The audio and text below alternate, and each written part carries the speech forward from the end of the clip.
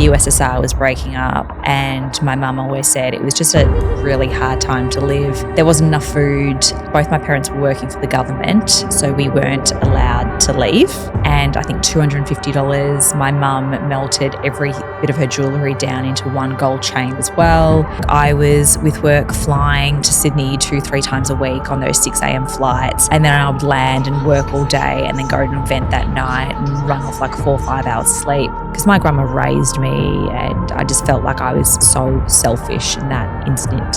So I thought, no, all right, I'll go and see her on the weekend. And by the time it was the weekend, she passed away.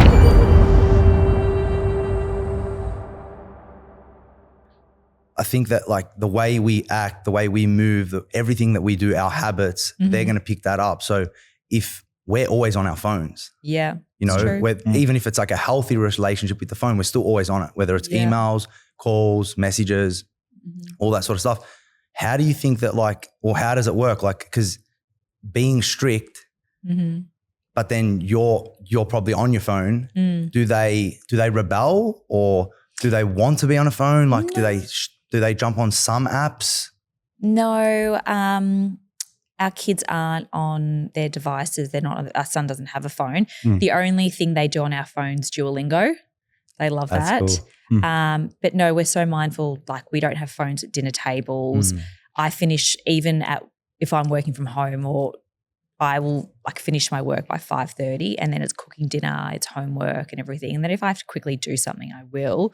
But we're not really on our phones after a certain hour. So you make conscious decisions around the phone. Yeah. It's good. Yeah. That's good that you're doing that. Yeah, I think it's important. If you're obviously like a conscious parent, you've got that ability to think ahead and do all that. What was like, I want to dive into, or we want to dive into Rozalia Russian. Like, where have you come from? What was your childhood actually like? Where did I come from? I was born in Uzbekistan, which was part of the USSR. And we left when I was 3, and that was because the USSR was breaking up, and my mum always said it was just a really hard time to live. There wasn't enough food. It just wasn't great, and so they were looking for a better life. Do you remember any of that time there, or nothing at all? I remember snippets. Like, I remember like being on my grandma's farm. I remember playing in the snow, but not a lot. And so at the time, both my parents were working for the government, so we weren't allowed to leave. Oh, wow. So we left on a tourist visa. So my parents, they told my grandparents that we were leaving, but no one else knew. So we left the country with one suitcase because we were obviously supposed to be coming back. And I think $250, my mum melted every bit of her jewellery down into one gold chain as well. And we came to the country. We came to Australia. My uncle and cousin went to Canada. They were like the 2 options. And as soon as we came here, we applied for our citizenship. And at the time, it was so easy and super quick. So we got that pretty much straight away. But it was so hard for my parents to be in a foreign country, not speak the language. They had amazing jobs back in Russia and were earning, a great wage to come here. My mum had to work as a cleaner. My dad was out delivering newspapers. They sent my brother out, who was 9 years older, to clean windows, like at the lights, at the red lights, he would clean windows. Oh, yeah. Oh, like busking. Yeah, Wow. yeah. And it was honestly such a tough upbringing. But I never knew that because my parents always made sure that we didn't feel that we didn't have what we needed. And no doubt it was super tough on them. My mum, she ended up going to university, and she would work all day cleaning, and then at nighttime she would translate the book from Russian to English, or, from English to Russian. And they just worked and worked and worked and provided the best for us. And fast forward all these years later, they were able to send me to a private school and buy a house. And I look at that and I think that's why I'm so resilient and not afraid of hard work, because I've grown up knowing that things don't get handed to you. and things can disappear at any minute as well. So I think it's definitely taught me my work ethic, and also to, look at life in perspective and be like, do you know what? Things aren't that bad. We're very lucky here in Australia. Yeah, definitely. Yeah, the work ethic it's something that you can reciprocate to your children as well. Like the same way your parents have passed it on to you, you can pass that on to them, and it's a beautiful thing. And obviously, like, success in general requires hard work and sacrifice, like full stop. And then that equals success. Do you what have you sacrificed? Like, what have you had to sacrifice to obtain success? What do I sacrifice? I think, look, I'm in a very fortunate position where I can choose my own work hours most of the time, and I'm able to be so present. Both my husband and I are able to be so present for our children, and that's because we're able to run our own businesses and choose our own hours.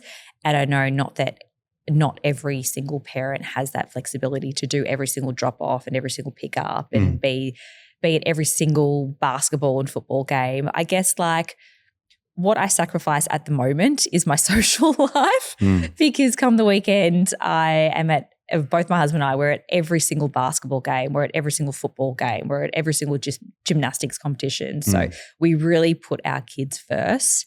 But to me, that's not a sacrifice, because I know that later on in life they'll remember that. But in terms of, working, I got my first job. I was a Coles checkout girl when I was 15. So I've worked ever since I was 15 years old. So even when I was going out, in my 20s, I would go out and then I'd turn up to work the next day. I would never call in sick. And I don't know if it was a different way of working back then. Like, obviously there was no working from home. There was no... It's definitely different. Yeah, it was different. And it was like there was no work-life balance. You just worked and worked and worked to get ahead. So, but I wouldn't change that, because I think that it's taught me so much resilience. And when things are slower in work, or when I am down, I know how to bring myself back up again. I'm sure the sacrifice came a while ago. Maybe for you and Nick, you sacrificed time to become the people that you are today, and the success that you have, to be able to have your kids and take them to soccer and to football and all those practices. So I'm sure your sacrifice came at another time so that you have what you have today. Yeah, and I had kids really young as well. I was 24 when I had Same as when I was pregnant, and I had Willow when I was like 25.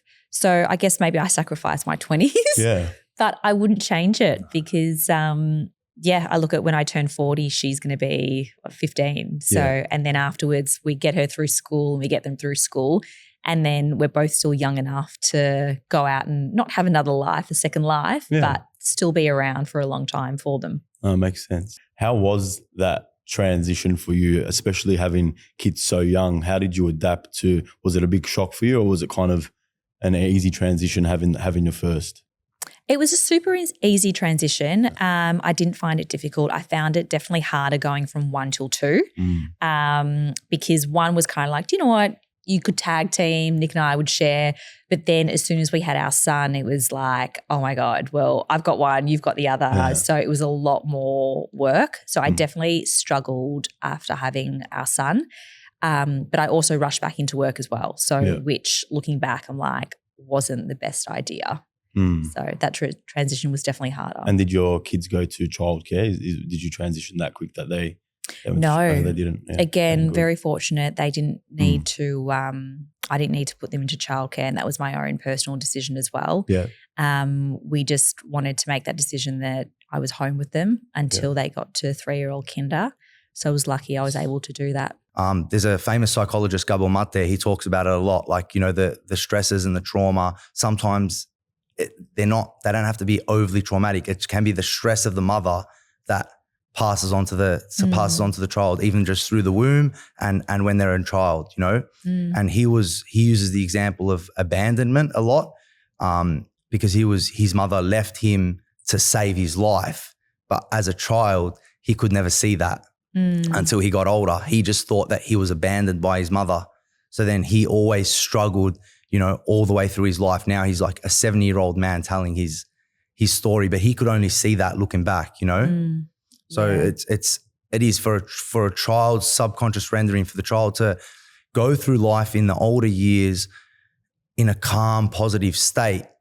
It stems from the relationship with the mother. Yeah. I guess there are so many layers to it. Like Definitely. so many layers. I have girlfriends who did have to go to work straight away, and they've got amazing, you know, high flying corporate jobs, and they had nannies, or their daughters, their kids went to childcare, and they have an amazing relationship like with their kids. Yeah. So I think it's one of those things. It's so many layers, and you just got to do what's right for your own family. Yeah. Yeah. Yeah, no, it makes sense. Yeah.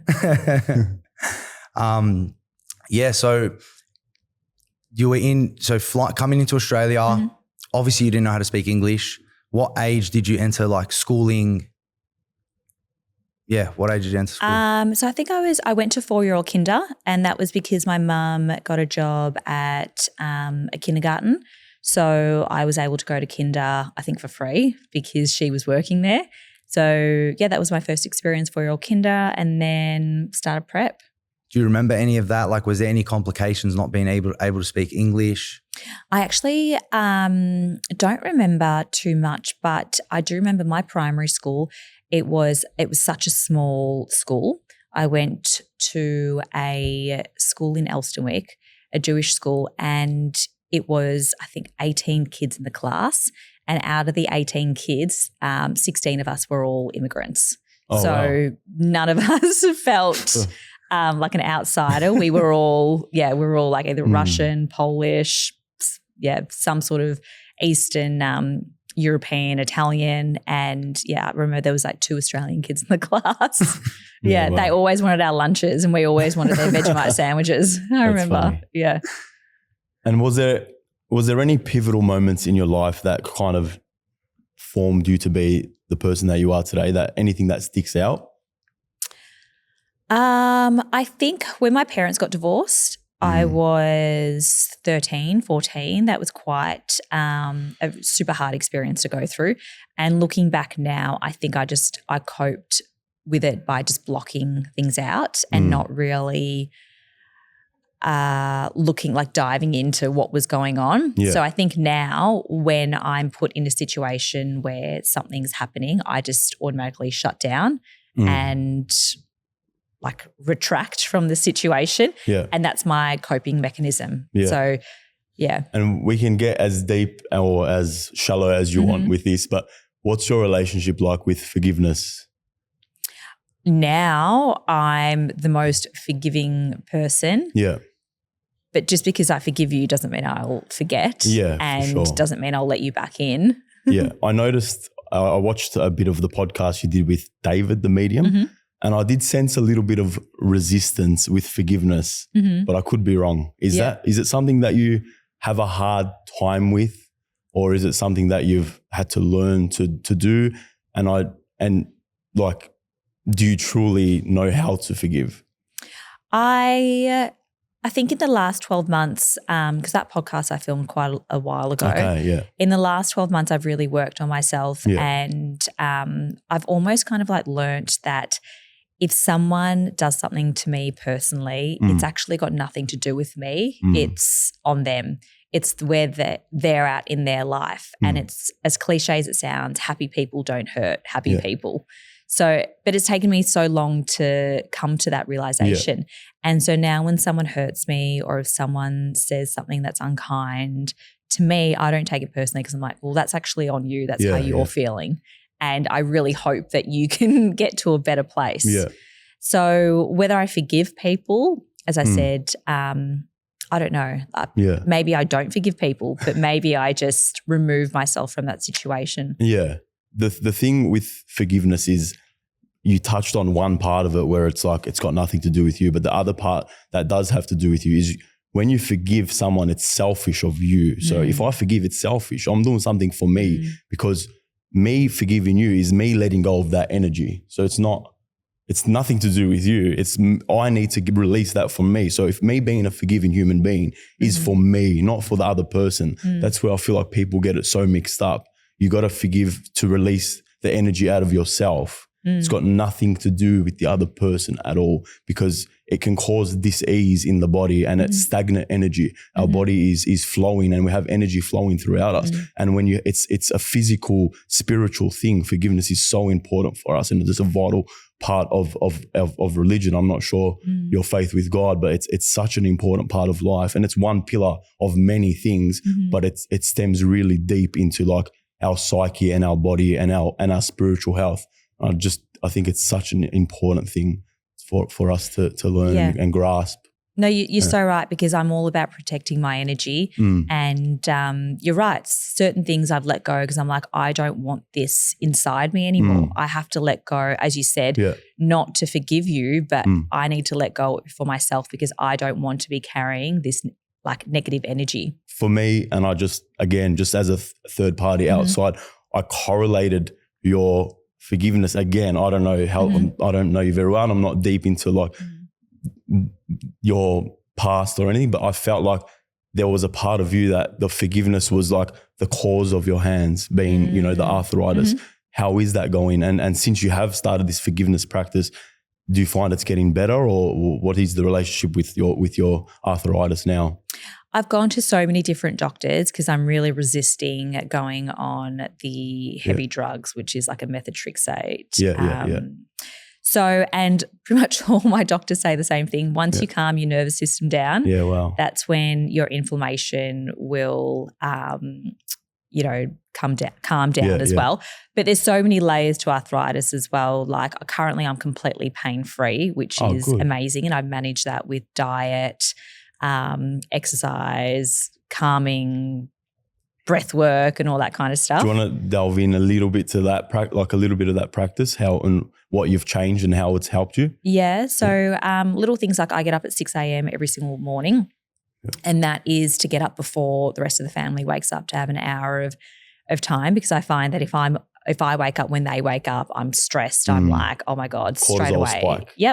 So I wake up 6 a.m. I will have like a celery juice. Then I will do like a really light, maybe like a meditation, breath work, or a little Pilates workout.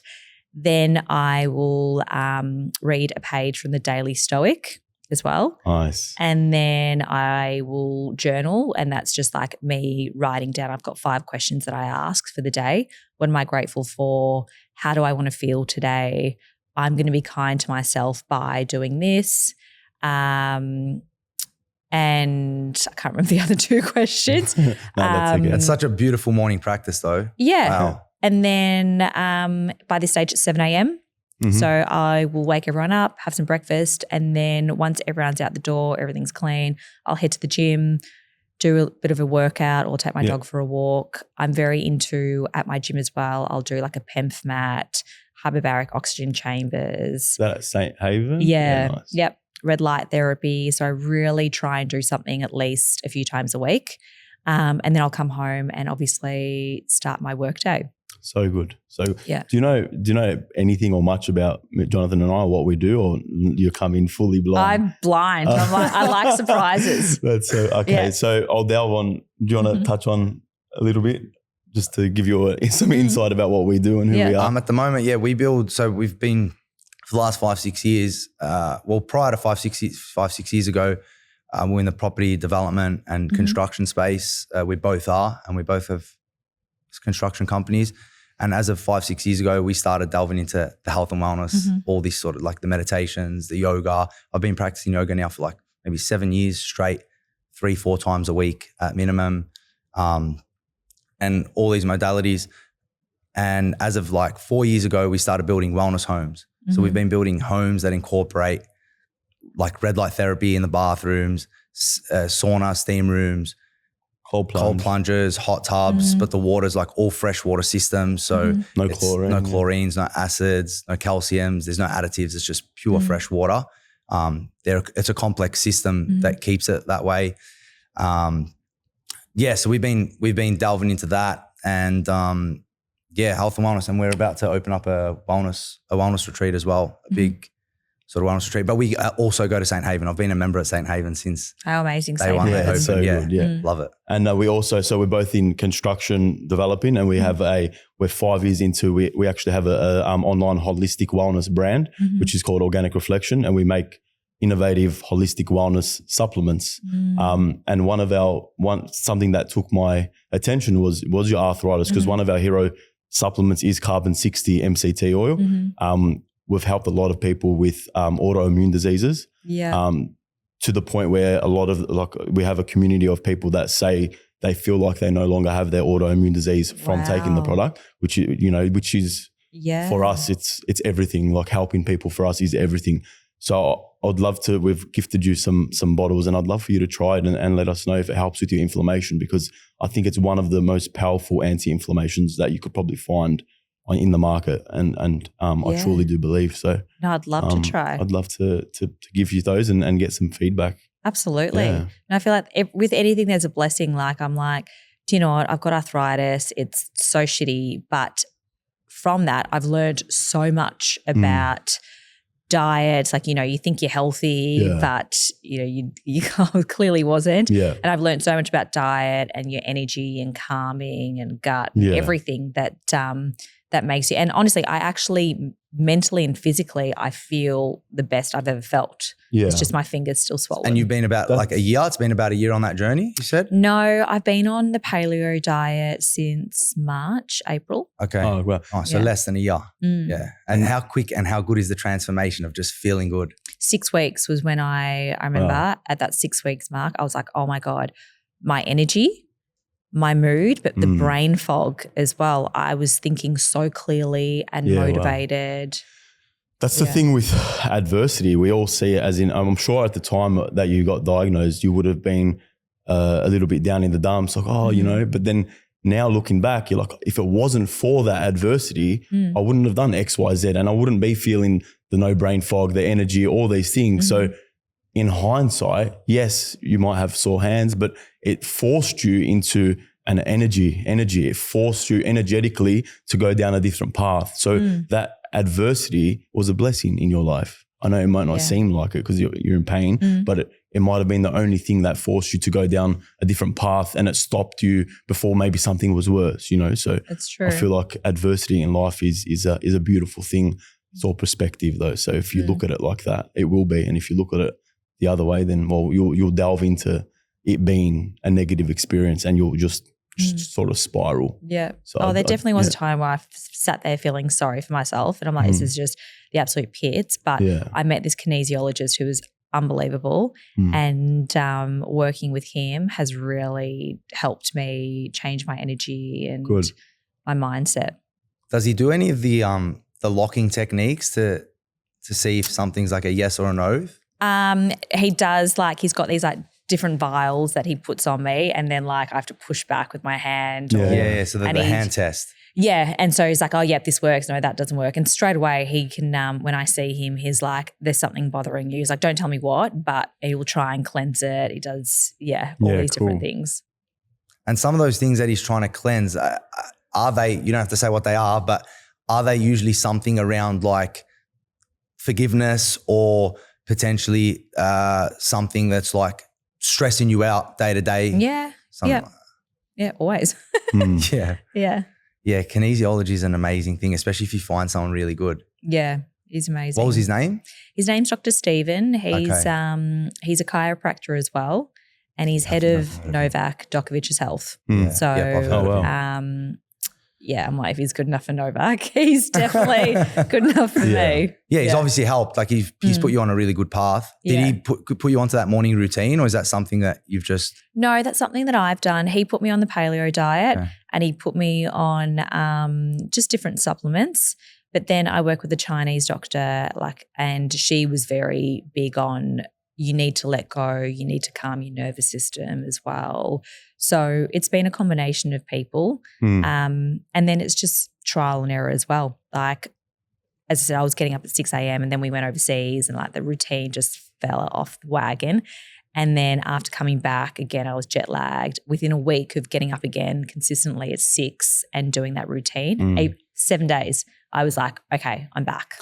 Consistency is a superpower. It is, yeah. Definitely. Yeah, and the holistic path as well is such an incredible thing. Like someone close to me recently had got diagnosed with cancer, and they chose to go down the holistic path as well. And 2 months on, they're the healthiest they've ever been, rather than going the other way. And it could have potentially gone, you know, there's other complications. It's obviously a very intense situation too, but it's a combination of like what you feed yourself, not just through food, but also like light, through sound, through your thoughts. Thoughts are a big one, you know, like just that operating frequency and the thoughts that come into your head, how much that plays a role in your health and your hormones, you know? So it's a big thing. I think obviously there is definitely a need for Western medicine. I think though as well, like for me, I'm like, all right, well, I've got arthritis. Like I know how to fix it, but what's causing it? And sometimes I know we just jump quickly to taking that tablet because we don't want to realize or delve into, well, why is this happening? So, and it's obviously a lot lengthier and more expensive as well to go down this road with all the different testing and doctor, like, you know, other appointments. But yeah, it's just trying to find that balance that works. If you could narrow it down, what would you think caused it, your arthritis? They think, well, a few doctors have said to me that everyone has like an autoimmune that kind of like lays dormant within our body. And for some people, it will never be triggered. It will just stay laying dormant for the rest of your life. For me, I was so run down and stressed out that I got shingles at the end of last year. And they think that from that, that's what has activated. Yeah. And why were you so stressed? I was just go. Like I was with work flying to Sydney 2-3 times a week on those 6 a.m. flights. And then I would land and work all day and then go to an event that night and run off like 4 or 5 hours sleep. And because I don't really like to accept help either, I'm like, no, I'll do every single pickup. Another mum wants to pick up the kids. I'm like, no, don't worry. I can do it. I was doing that. We were moving house, just work. Like I take so much on my plate with work and kids that, you know, when you're talking about like any sacrifice, I'm like, no, well, I was sacrificing myself because I said yes to every single job. I said yes to every single kids' activities.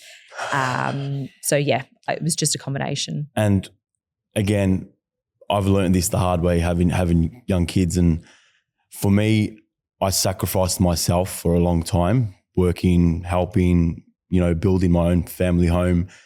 And I thought I was doing the best for them, which, you know, for a certain amount of time you are.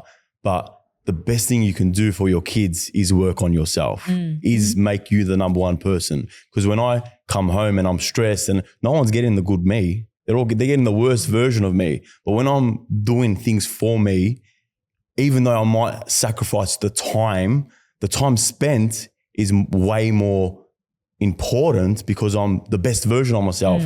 I'd rather give my daughter 2 hours of me in the best energy than 12 hours of me not being the best version of myself. So in working on yourself, it's the most selfless thing you can do again. Being the best version of you and taking the time in the morning and not feeling guilty and, you know, maybe in the afternoon doing something and feeling guilty that you're not with the kids.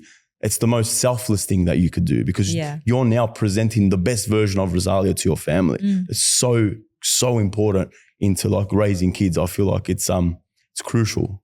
Absolutely. A happy mum is always the best mum. But I know when I've had time to myself and I'm, you know, calm and everything, everyone else is calm. Everyone else is happy. And for me, that's why I get up at 6 a.m. just to have that calm me time before they wake up. Cool. Yeah, the energy of like a nurturing mother just holds the house together. It really does. Yeah.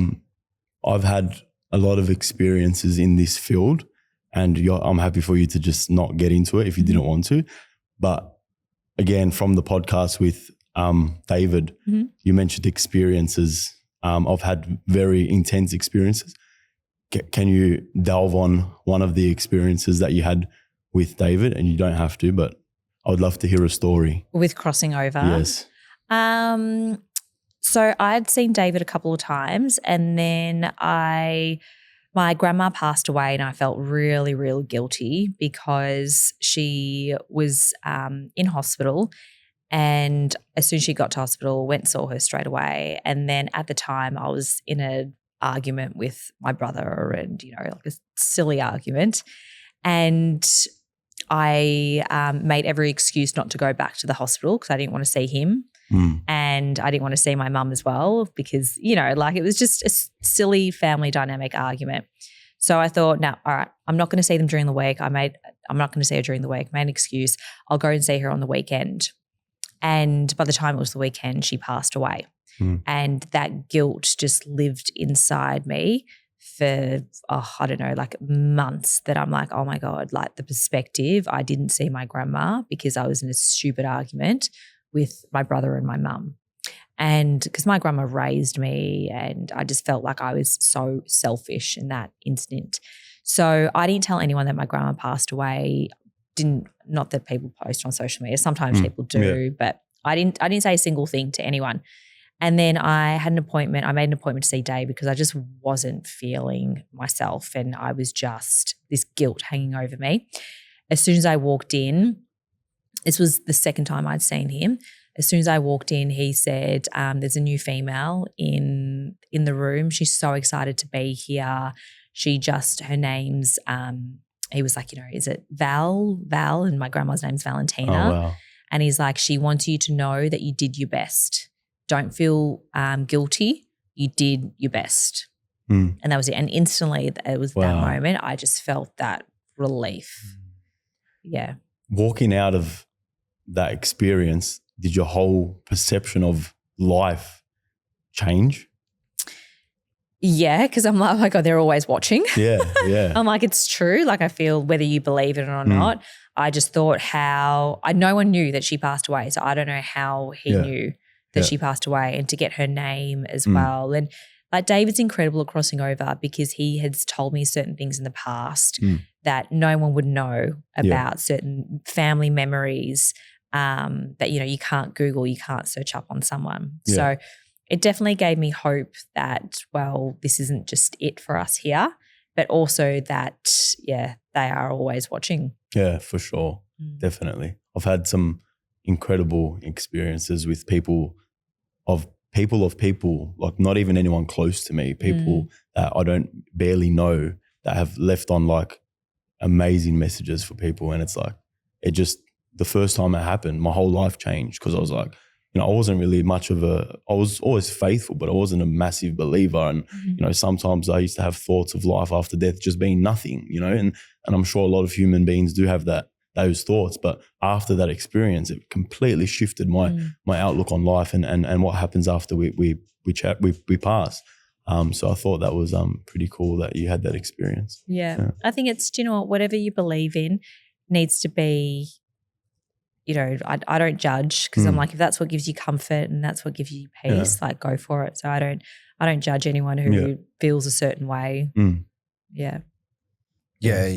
And you don't want to judge, like there's a judgment on yourself as well too. And that's where that guilt comes from. But we can always, it's our perspective on things too, but sometimes we need those encounters or something to be able to release the energy. Otherwise it's just stagnant. It gets stuck in there and it causes so much distress and disease. Yeah. Just one more thing. Another thing you mentioned was Rozalia Russian being a job. So sometimes you're not able to just be the truest expression of yourself. What would be the biggest resistance there in you being Rozalia Russian, the job, and the real Rozalia Russian? Who is the real Rozalia Russian? I feel like all my friends and people who actually meet me, they do see the true me, and I don't actually hide anything on social media. There are certain things that I don't post because I'm like, well, no one needs to see that. Like I'm so mindful as well of my kids as well. People don't need to see everything that my kids do. What I mean by that is that's my own coping mechanism, because when I obviously put everything online to be critiqued and reviewed. I can't be precious about it because that's not, you can't have it both ways. So my coping mechanism is that, well, do you know what I put online is a job. And if they don't like that, that's not me personally. That's, they don't like my outfit. They don't like this or they don't like that. It's not, I don't take that personally. It's when someone meets me personally and they're like, oh my God, she was this or she was that or she was, you know, that's when I'm like, oh, okay. Right. Well, how was I? And I self-reflect and I'm like, well, maybe I was like this, maybe I wasn't. But yeah, that's just my own coping mechanism. No, it makes sense. Yeah. Makes sense. Yeah. And you know how you've got this morning routine and you're journaling and you're meditating. Since you've been doing all this stuff, has your relationship with God changed? I don't really have a faith. Yeah. I, growing up, went to a Jewish school. So my dad's Jewish. And so up until year 10, I was at a Jewish school. And then my parents divorced and my mum sent me to a Catholic school. So you can imagine that going from full Judaism, learning everything about happened there and then going to a Catholic school and learning my mind was just, I've gone from spinning dreidels to learning the Hail Mary. Yeah, wow.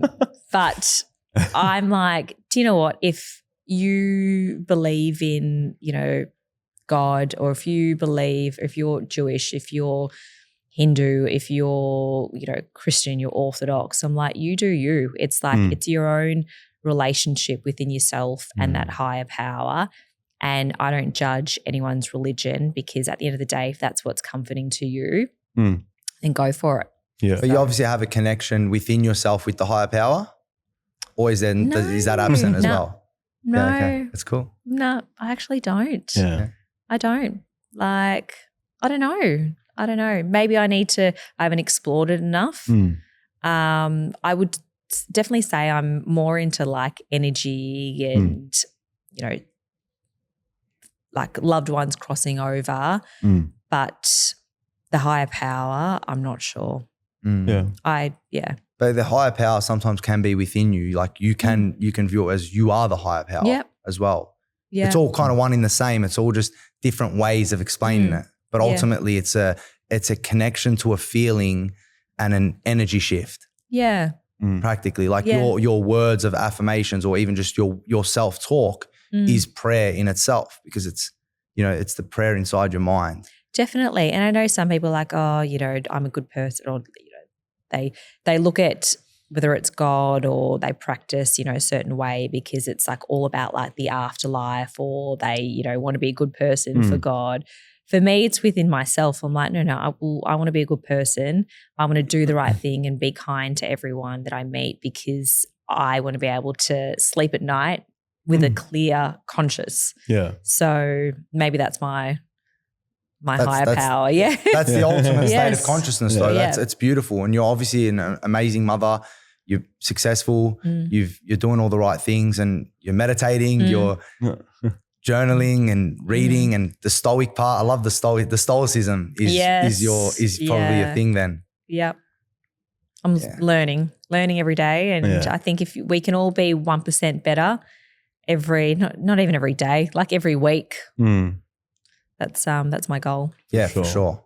And I'm just like we say that I'm like a naturally born stoic. I've just never given I've never cared what anyone thinks of me or anything that I do. Just float around with my own life and just enjoy every moment, you know? Yeah. And that's where stoicism is such an incredible way of life, because it allows you to be the truest expression of yourself.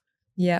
Just be in that state of whoever you are, wear whatever you want to wear, do whatever you want to do in any moment, and not really care about, you know, what the outside thinks and what people comment on your stuff. Like, why would it matter, you know? Well, again, happy people don't hurt happy people.